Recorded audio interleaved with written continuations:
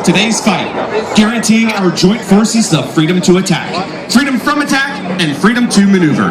However, our potential adversaries have not sat idly by.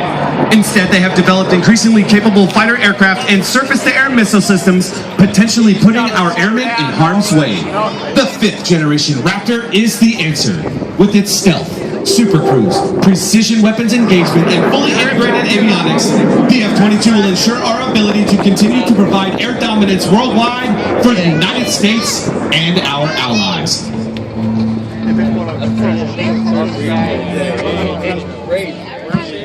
Ladies and gentlemen, I would like to take a moment to describe the unique history of what you are about to watch.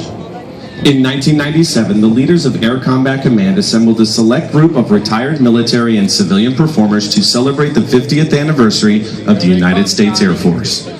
In 2010, the Air Force Heritage Flight Foundation joined with the United States Air Force to keep this popular program flying.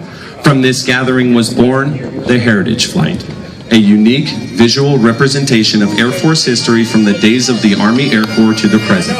What started as a one-time event has grown in popularity and demand, and now, Heritage Flights are performed at air shows and special events in the United States and around the world.